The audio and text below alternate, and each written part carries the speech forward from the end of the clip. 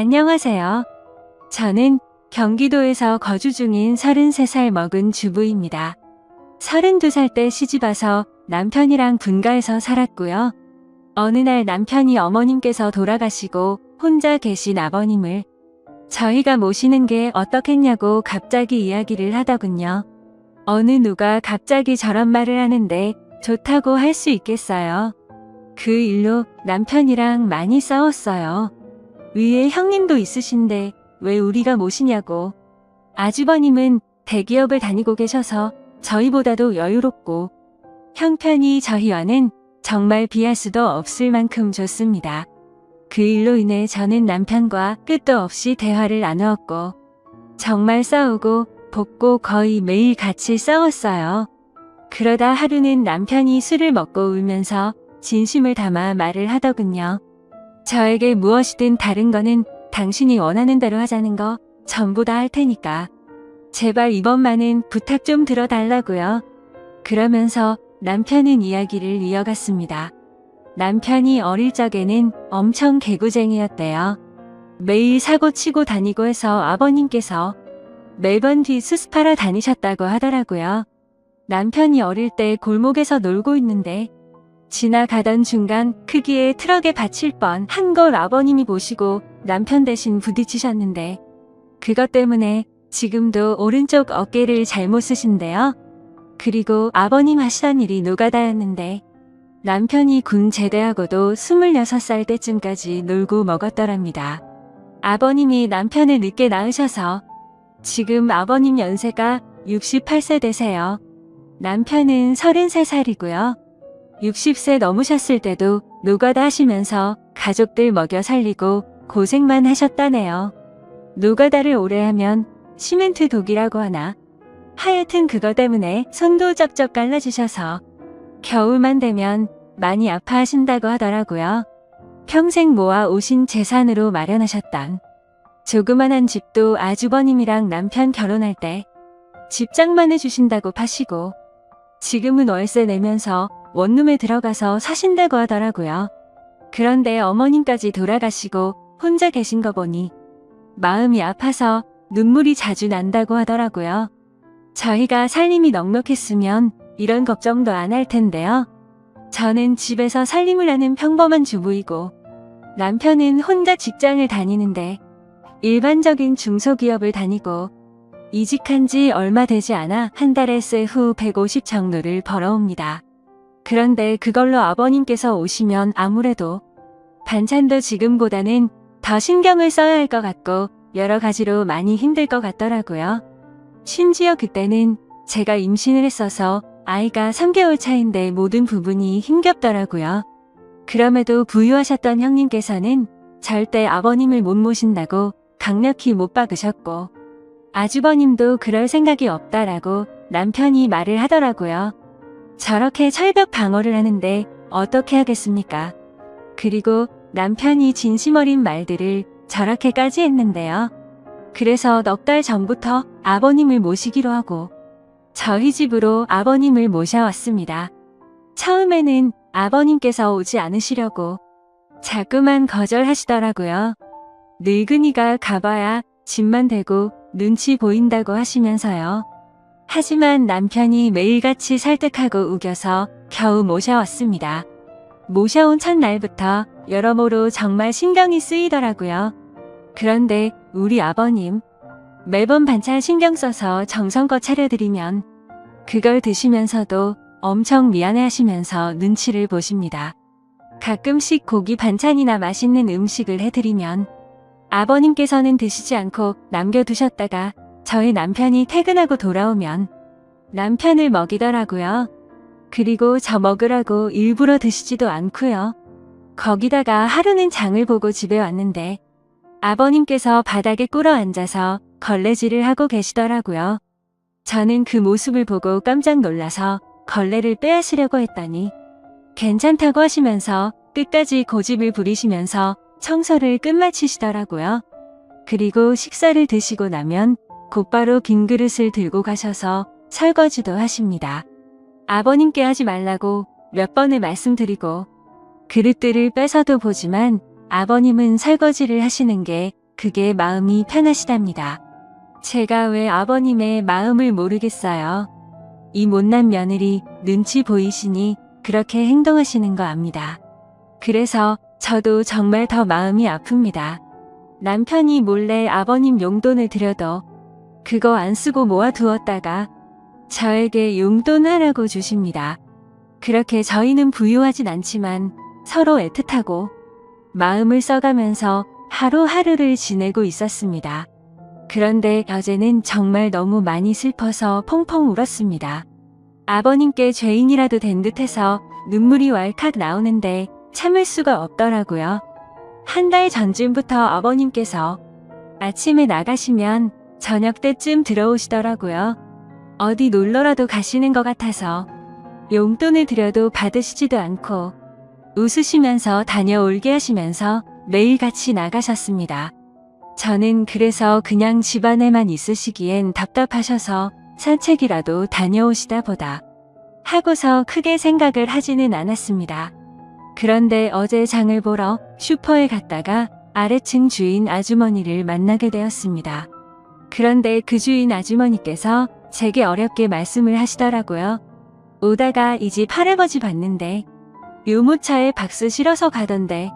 이 말을 듣고 저는 상상조차 못 해봤던 일에 깜짝 놀랐습니다. 네, 맞습니다.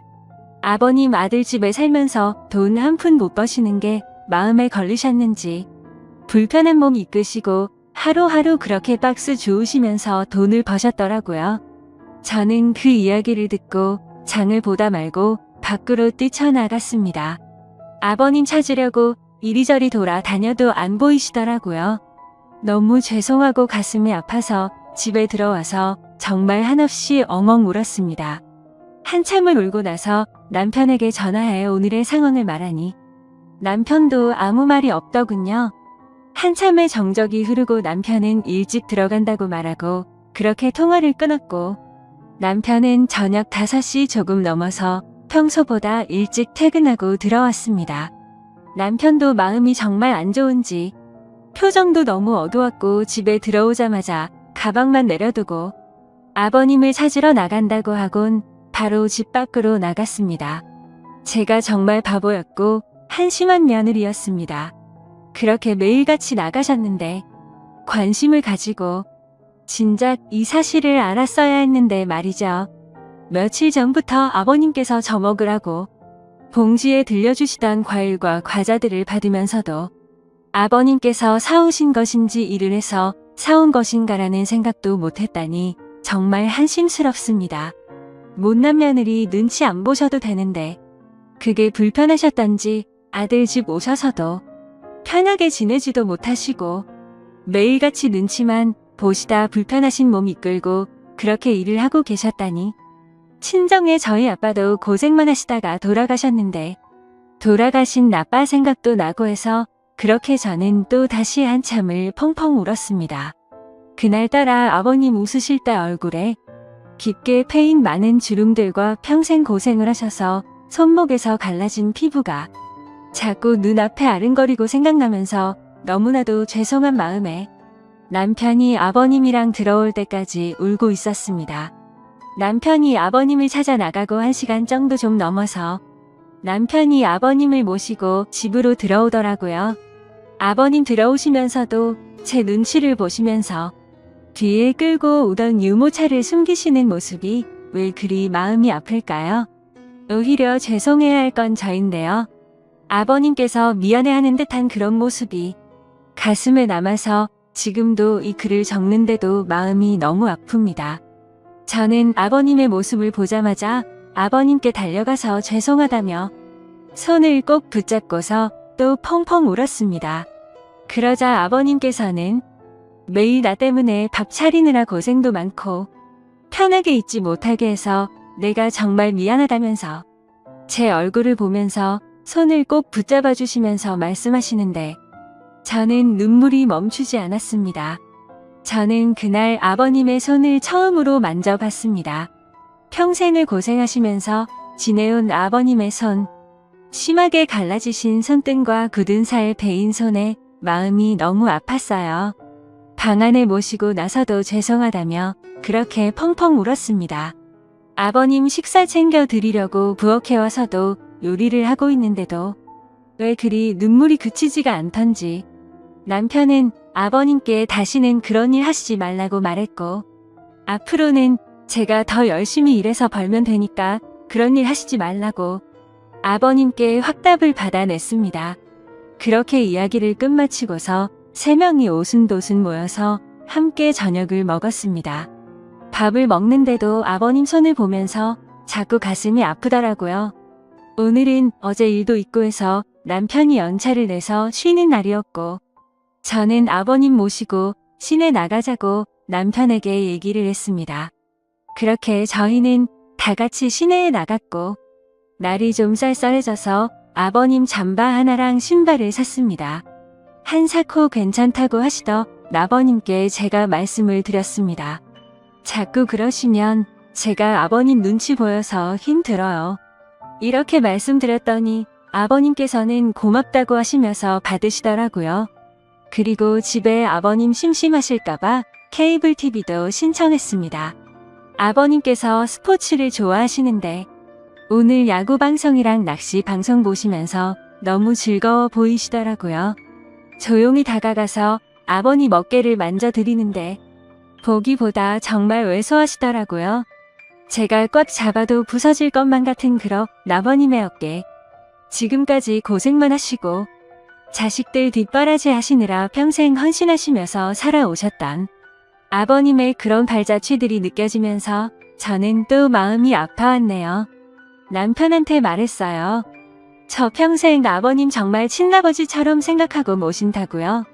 비록 지금은 아버님께서 불편해하시지만 언젠가는 친딸처럼 생각하시면서 대해 주실 때까지 정말 잘할 거라고요. 마지막으로 아버님, 앞으로는 제 눈치 안 보셔도 돼요. 제가 그렇게 나쁜 며느리 아니잖아요. 아버님의 힘드신 희생이 없으셨다면 지금의 남편도 없잖아요. 그랬다면 지금의 저와 뱃속에 사랑스러운 손자도 없을 거예요. 저 아버님 싫어하지 않고 정말 사랑해요, 아버님. 그러니 항상 건강하시고 오래오래 사셔야 돼요. 그리고 2번 다시 그렇게 일 안 하셔도 돼요. 저 허리띠 졸라매고 알뜰하게 살게요. 다음 사연입니다. 안녕하세요. 저는 평범하게 직장을 다니고 있는 22살 여자입니다. 저와 남자친구는 장거리 연애를 하고 있고요. 일하느라 일주일에 딱 1번 쉬고 만나고 있습니다. 그 날마다 남자친구와 서로 지역을 오가면서 만나고 있고요. 그래서 이번 주에는 제가 남자친구가 있는 곳으로 갔습니다. 남자친구와 더 오래 있고 싶은 마음에 쉬는 날 전날이면 저는 항상 일이 끝나고 그 저녁에 버스를 타고서 남자친구네 동네를 갑니다. 남자친구가 절 혼자 두기 불안하다고 찜질방에서 자도 되는데도 불구하고 일부러 돈을 더 들여서 남자친구의 집에서 제일 가까운 숙박업소에서 저를 재우고 남자친구는 외박이 어려운 처지라 자신의 집으로 갑니다. 결론적으로 저는 혼자 그곳에서 항상 잠을 잡니다. 요번 주에는 가서 남자친구와 오랜만에 치킨과 맥주를 먹었는데 그날따라 맥주가 술술 들어가더니 나중에 정신을 차려보니 술에 좀 취해 있는 상황이었습니다. 남자친구는 항상 그랬던 것처럼 저를 재우던 모텔에 저를 재우고 남자친구는 집으로 갔고 저는 자기 전까지 계속 카톡을 하고 있었습니다. 그런데 갑자기 밖에서 누가 계속 노크를 하는 겁니다. 무슨 일인가 하고 나가보려고 했는데 혼자인 게 무섭기도 하고 겁이 나서 문만 살짝 열어서 빼꼼 밖을 봤습니다. 밖을 봤더니 옆 방 앞에 모텔 아르바이트생이 있던 겁니다. 모텔 아르바이트생은 아저씨였고 저는 혼자인데 낯선 남자가 있는 것에 겁이 나서 문을 황급히 닫았습니다. 그러고 나서 남자친구와 카톡을 계속하면서 이런저런 일이 있었다고 얘기를 하고 자려고 침대에 누웠는데 누가 다시 똑똑하는 겁니다. 이번에는 열지 않았습니다. 그랬더니 모텔 방으로 전화가 오는 겁니다. 그래서 모텔에 무슨 일이 있는 건가 하고 전화를 받았습니다. 그랬더니 맥주 가져다 드릴 테니까 종업원 가면 문 여시라고 하는 것이었습니다. 항상 여길 오니까 주는가 보다 하고 별 의심 없이 문을 열고 받았습니다. 맥주를 냉장고에 넣고서 다시 침대에 누워서 남자친구와 카톡을 하면서 맥주 줬다고 얘기하고 남자친구는 저에게 앞으로 누가 와도 문 열어주지 말라고 내일 아침에 병원 갔다가 바로 가겠다며 얼른 자라고 하고서 카톡을 끝냈습니다. 그 뒤 잠들기 전에 TV를 틀었는데 컴퓨터와 연결이 된 PC가 바로 떴는데 성인 영상이 나오더라고요. 근데 그때 때마침 모텔 아르바이트생이 열쇠로 문을 따고 들어온 겁니다. 저는 이미 술이 좀 취해 있어서 그때는 그 아르바이트생이 문을 따고 들어온 줄 모르고 문이 열려 있어서 들어온 줄 알았습니다. 자려고 침대에 자리를 잡고 누워 있었던 저는 그 사람이 들어오는 걸 보고서 놀라서 침대 모퉁이에 앉았고 급하게 TV 채널을 다른 거로 돌렸습니다. 문제는 그때 술에 많이 취해 있어서 기억이 중간에 몇 부분이 나지는 않지만 왜곡되어서 기억되지는 않았습니다. 저는 채널을 돌리고서 무슨 일이시냐고 했고 그 사람의 대답은 기억이 제대로 나지를 않습니다. 그 사람이 아마 필요한 거 없느냐는 식으로 했던 것 같습니다. 저는 그 사람에게 나가시라고 계속 말했습니다. 그러고서 그 사람은 저에게 그냥 보시던 거 보세요. 이러면서 제가 들고 있던 리모컨을 빼앗고서 채널을 다시 돌리는 것이었습니다. 너무 겁나서 계속 제발 가시라고 계속 그랬더니 침대의 모퉁이에 앉아있던 저를 눕히려고 제 다리를 만지는 것이었습니다. 저는 순간 겁에 질려서 그 사람의 팔을 치고 남자친구 곧 올 거라고 그랬습니다. 그랬더니 그때야 가더군요. 제가 술에 취해서 기억을 못할 거라고 생각했나 봅니다. 그러고서는 겁에 질려서 모텔방 밖에 조그마한 소리만 들려도 놀라고 식은땀 나고 잠도 계속 못 들고 다급하게 남자친구에게 카톡하고 전화했는데 남자친구가 배터리 가는 걸 잊어서 휴대전화기가 꺼져 있는 것이었습니다. 그래서 저는 너무 무서워서 그 방에서 나서지를 못했고 뜬 눈으로 계속 밤을 새우다가 아침 10시쯤에 잠이 들었습니다. 남자친구는 아침에 제 연락을 보자마자 급하게 모텔로 달려왔고 제가 자는 사이에 계산대에 가서 CCTV를 보고 아르바이트생에게 따졌지만 저에게 그랬던 아르바이트생 아저씨는 교대 근무가 끝나서 집에 간 상태였고 그 일이 새벽 6시 20분쯤에 끝난 일인데 CCTV는 메모리 문제로 6시 30분부터 녹화가 새로 되고 있었습니다. 주인은 없는 상황이었고 낮에 일하던 아르바이트생은 아무것도 모르는 상황이었던 거죠. 그래서 그 아르바이트생은 그 알바 아저씨를 불러냈습니다. 저는 무서워서 나가지를 못하였고 남자친구 혼자서 아저씨에게 가서 얘기했습니다. 그랬더니 그 아저씨는 남자친구에게 6시 30분에는 손님들이 퇴실해야 되는데 제 방의 TV 소리가 너무 시끄러웠다며 TV를 끄러 열쇠로 문을 열고 방으로 들어왔고 저를 만진 건 자는데 이불을 덮지 않고 자서 이불 덮어줄 때밖에 없었다고 말했다고 하더군요. 그리고 제가 여기 자주 오고 남자친구는 항상 가는 것도 알고 있더군요. 여기 단골이시지 않느냐고. 저는 TV 소리를 크게 튼 적도 없었고 그 아저씨 때문에 무서워서 아침 10시까지 한숨도 못 잤습니다. 저는 그날 밤겁에 질려서 벌벌 떨면서 잠도 못 자고 밤새워 무서워했던 것도 그렇고 너무 억울하고 어이가 없어서 그 아저씨에게 가서 따졌습니다. 다시 말해보시라고. 아저씨가 언제 그러셨냐고. 그랬더니 도리어 그 아저씨는 자기가 언제 그랬냐면서 그러는 겁니다. 제가 술을 마셨어도 기억을 다 하고 있는데도 그 아저씨는 제가 술에 좀 취해 있던 것도 알고 남자친구가 갔다는 걸 알고서 계속 거짓말을 해댄 겁니다. 저는 더는 말해도 안 통하고 자기는 그런 적 없다고 할 것 같기도 하고 사실 이런 일이 처음이고 너무 당황스러워서 얘기하다가 눈물이 나와서 혼자 밖으로 나갔습니다. 경찰서를 가도 심증은 있지만 물증이 없어서 일만 더 복잡해질 것 같고 남자친구가 사는 지역에 계속 올 수도 없는 상황이어서 이런저런 생각을 한 저는 남자친구에게 그냥 나오라고 했습니다.